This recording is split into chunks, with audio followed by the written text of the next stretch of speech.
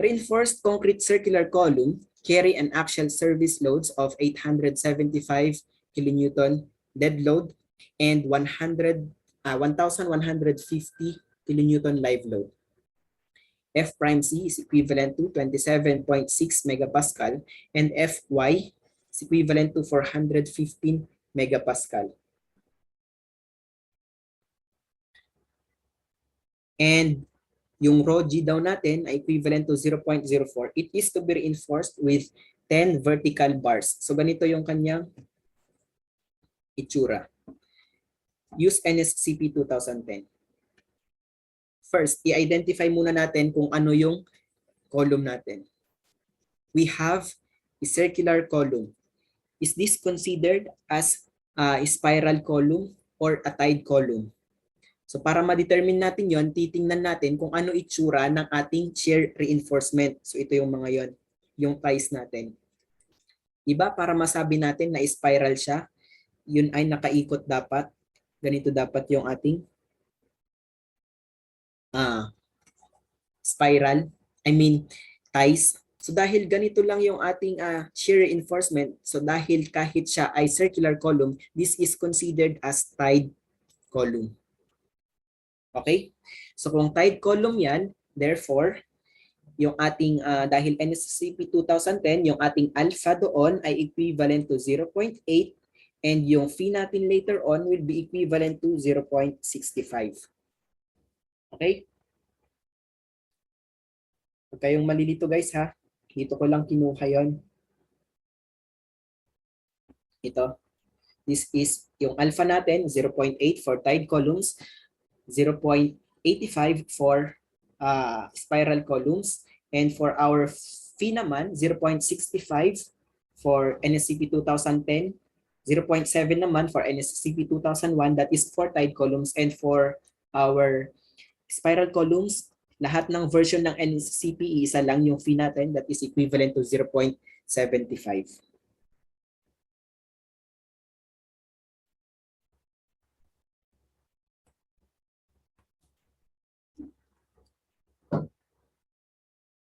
Okay, sige ilagay ko na lang dito. Alpha is equivalent to 0.8 and phi natin ay equivalent to 0.65. Okay, first, determine the diameter of the column. So given, meron tayong dead load and live load. So kunin muna natin yung ating ultimate load capacity. Solve for PU. PU is equivalent to NSCP 2010, 1.2 dead load. So meron tayong dead load na 875 plus 1.6 na live load. We have 1150. So yung PU natin ngayon, this is equivalent now to, this is equivalent to 2,890 kilonewton. Okay, next, determine the diameter of our column. Given, meron tayong 0.04. Then we have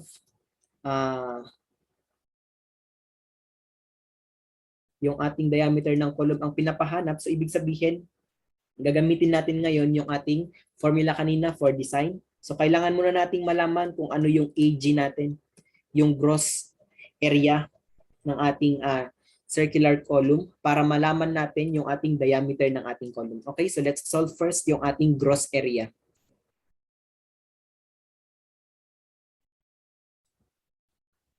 Solve for AG. Yung formula natin kanina for design purposes, yun ay equivalent to PU over 0.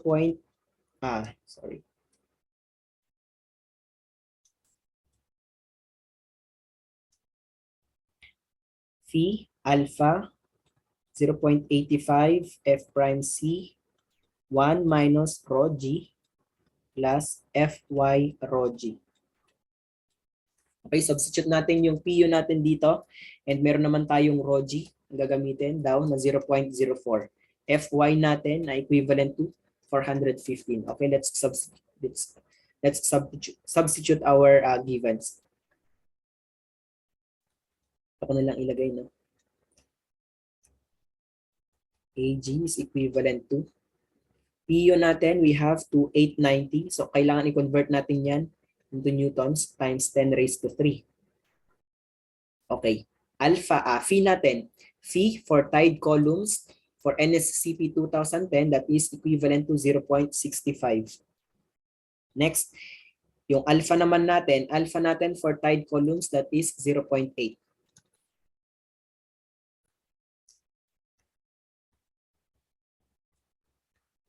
Then 0.85, F prime C natin, we have 27.6 multiplied by 1 minus rho G natin, we have 0.04. Plus, dito ko na lang ilagay guys. No? Plus, Fy natin, we have 415 multiplied by rho G, 0.04. Therefore, yung ating AG will now be equivalent to, so itong AG natin ngayon ay equivalent to, this is equivalent to 142,061.989 square millimeters. Okay guys, same ba tayo ng napapalabas na sagot? Pwede nyo bang i-confirm?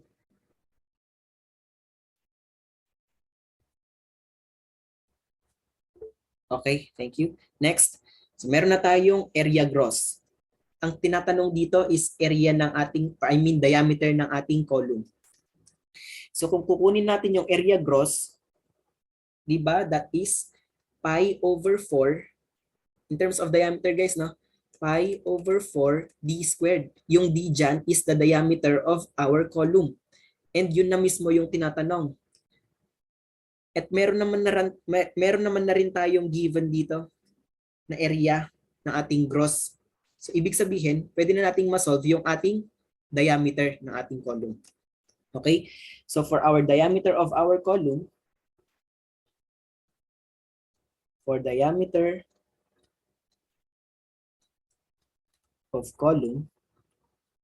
so gamitin na natin tong ating area gross. So yung area gross natin, we have 142,061.989 is equal to pi over 4, then d squared. Okay? D squared. So ilan ngayon yung ating d? So yung d natin dito ngayon will now be equivalent to, so dahil nagdi-design tayo guys, no? So this is equivalent to 425.2987 mm. Okay, so ganito na naman. Yung diameter daw ng ating column, we have 425 point something. So ang gagawin natin dyan is i-round off natin. Nasa sa inyo na kung paano nyo yung i-round off. No? So pwede natin sabihin na 430. Say 430 mm. So ito na ngayon yung ating sagot. Okay guys, no? Pwede nyo gawin na 430 or something. Basta wag lang ganito. Wag lang, alisin nyo na yung naka-decimals. Okay, next. So, nung ginamit na natin ngayon yung ating 430, next question is determine the required diameter of our main bars. So kung ito, yung diameter ng ating column, ngayon yung diameter naman ng ating main bars. So yung ito, yung ating longitudinal bars.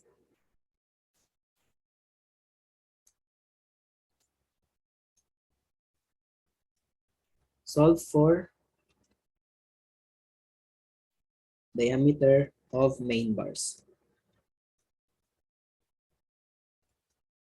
Okay, paano naman natin masosolve yung ating diameter ng ating main bars? Kanina meron tayong formula, di ba, na rho G is equivalent to AS over AG. Okay? Solve muna natin yung AS. AS is equivalent to rho G AG. Substitute natin, AS is equivalent to, yung rho G natin kanina, we have, meron tayong 0.04. Then yung area gross natin ngayon, gagamitin na natin to. 430. Or pwede rin guys, no, para maging safe kayo, pwede rin nyo rin gamitin to and doon na rin kayo mamaya mag-round off. No? Dahil nagdi-design naman kayo, it is up to you kung anong gagamitin ninyo. No? So gamitin na lang muna natin tong 430. 400, sorry. Pi, area gross natin, pi over 4, d squared. 430 squared. So yung AS natin ngayon will now be equivalent to, therefore, yung ating AS will now be equivalent to 1849 pi. Okay? Tama ba ito guys? 1849 pi. Hello? Next. Hello guys, tama ba? Pwede kayong mag-chat. Okay, thank you. Hindi ko nababasa yung chat ng block 11 and 15. So, kapag nagtatanong ako, 7 and 3, you are responsible to answer me. No? Okay, so 1849 pi. Okay, thank you. So, tama. Next. So, meron na tayong total area for our main bars. Check natin yung ating column. Meron daw tayong 10 vertical bars. We have 1, 2, 3, 4, 5, 6, 7, 8, 9, 10. So 10 yung ating main bars. Ngayon, ilan yung gagamitin natin or ano yung diameter na gagamitin natin? Diba? To solve for our total area that is equivalent to pi over 4 diameter ng isang steel multiplied by 10. Kasi 10 yung ginamit nating vertical bars. So ano yung makukuha natin D doon? Okay? Solve for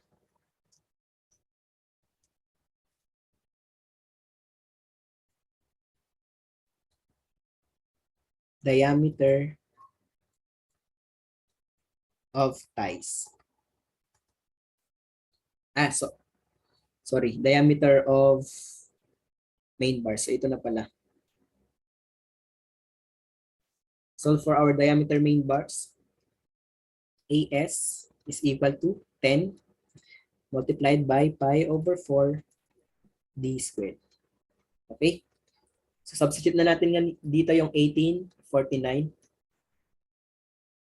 pi divided by, equal to 10 multiplied by pi over 4 d squared. Therefore, yung d natin will now be equivalent to, so d natin will now be equivalent to 27.19 mm. Okay? So anong gagamitin nating diameter? Ngayon, yung mga available diameters natin sa ating market ay ito.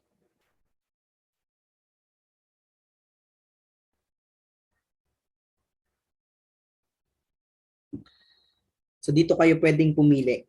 So these are the different diameters or sizes of our steel reinforcement. Dito kayo pwedeng mamili guys, no? So 10 mm, 12 mm,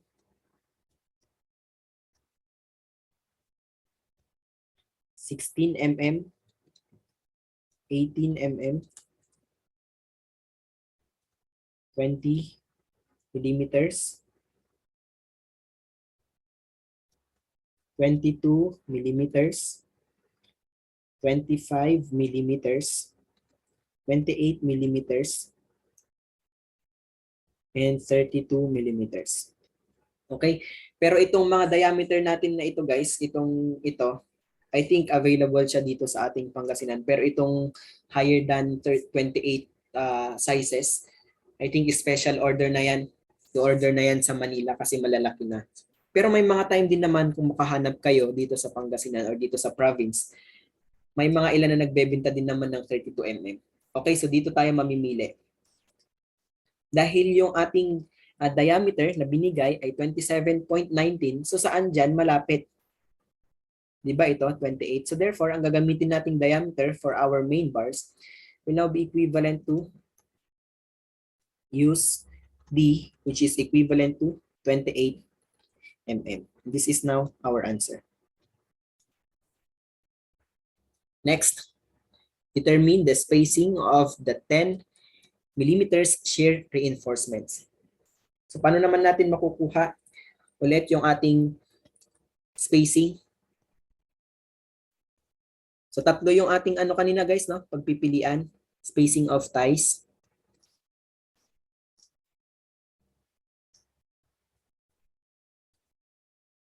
First, ano na yung isa? That is 16 of our main diagonal, main bar. Then next, 48 diameter of the ties. And yung isa naman ay least dimension. Okay? First, 16 multiplied by the diameter of our main bars. Na-solve natin kanina dito, pinili natin na yung ating main bar ay 28. So 16 multiplied by 28. So this is equivalent to 448 mm. Next, 48, gagamit daw tayo ng 10 mm ties. So therefore, 48 multiplied by 10. So this is equivalent to 480 mm. And next, yung least dimension natin, so dahil ito ay circle, yung least dimension natin is just the diameter mismo ng na-solve natin kanina, which is yung 430. So therefore, yung least dimension natin dito ay 430. Okay, so anong pipiliin nating sagot? Ano yung pinakamababa dito? Therefore, ang sagot natin dito ay spacing of ties